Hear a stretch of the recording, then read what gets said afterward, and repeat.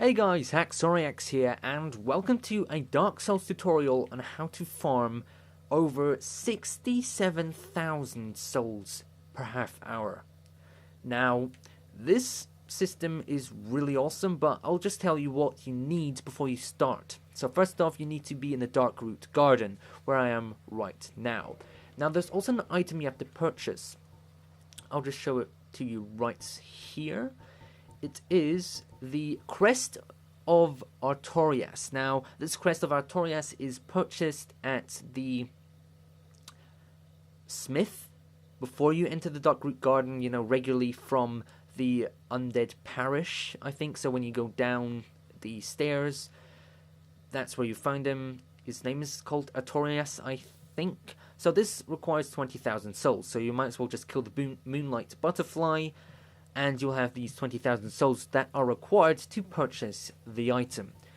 Now, the great thing is about this farming issue, method, whatever you want to call it, is that you can possibly lose your life, but it's really hard to die. Like, honestly, all you have to do is have some item, or you could say some weapon, shield, to boost your stamina. Also stamina regain. So I've got the Grass Crest Shield, which can be found in the Darkroot Basin. When you're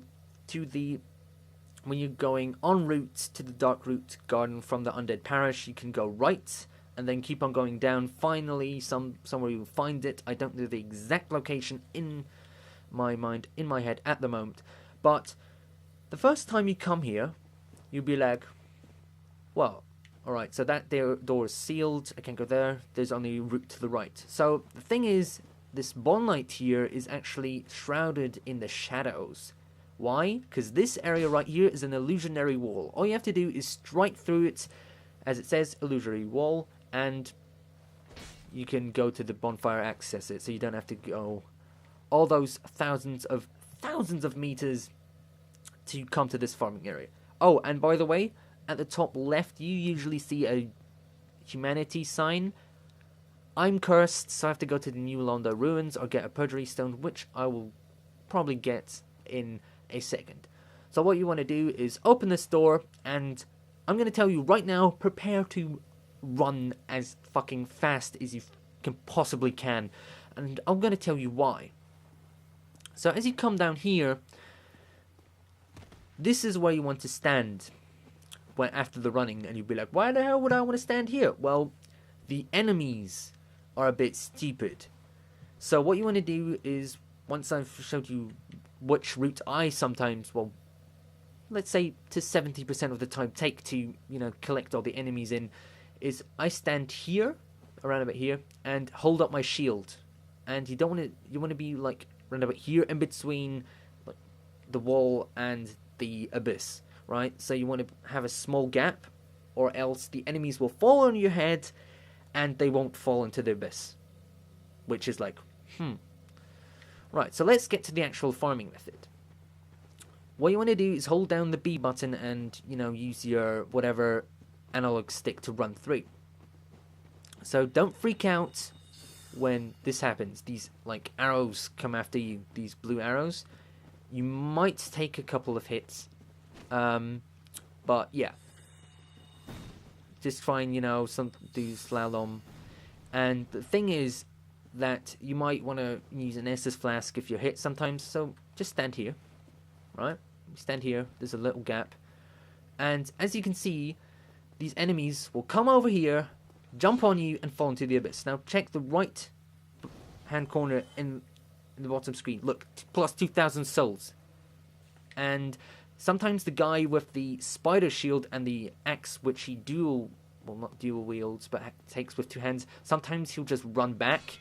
So don't go running after him, because if I remember correctly, he can actually parry, but I'm not 100% sure. So 3,000 souls, easy peasy. And you're like, what am I supposed to do now? Well, it's quite easy. All we do is go up, back to the bonfire, replenish your Estus flasks, your health, everything. But what it also does is respawns enemies. So if I had more health, I'd be a little bit more risky, so you can gather as many enemies you can in this forest. I'd keep to this left side and not go to the right, because then you'll get to these vine whipping guys, you know, these trees, and they're a lot stronger than in the Darkroot Garden, and they will whoop a fire your ass. So that's pretty easy. Weakness tough enemy. That's BS. What we're going to do, I'm going to take a lot more risky route, which will give me 7,000 souls. Now usually I only got 3,000. Usually you get 5,000. So you've got a couple of enemies here, you know. You'd be like, he'll probably hit you.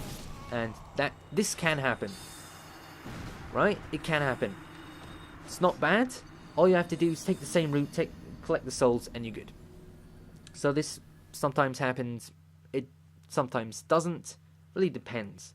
So this is pretty much the routes you can take. I'm just gonna try and show you another, you know, 7,000 souls route, which I'd usually take, but I'm cursed, so meh. I'll just try. So you will get hit a lot of times if you take the 7,000 route, because it does require running like around here, and then you'll see a ghost guy, and yeah. So the Crest Shield helps a lot in this. So you regain stamina a lot quicker, and that means you can sprint. So you don't always have to release the B button, you know, to sprint again. And this is important. You want to stay in this area, because, you know, the guy who can use these arrows, he will hit you. So there we have it. Plus 5,000 and plus 7,000. Which is great. This is a great farming method. Like I said, if you're really lucky, you can get like 60, 70,000 souls per minute. So this is a great way of farming in the early stages of the game.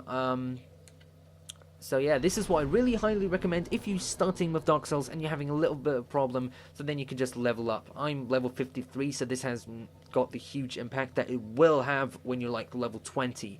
So if you farm like for half an hour, you can level up on 10 levels, 15 levels. I don't know, I'm not informed in all these statistics of how many souls you need per level, but it's really great. It's the best farming method that you can find, and it takes a couple of shots to really learn this method, but I really hope you enjoyed the video. I know it's like 8 minutes long, but this is a lot more thorough than just having some, you know, gameplay without commentary. I think commentary always boosts, you know, understanding what to do, give some tips and tricks.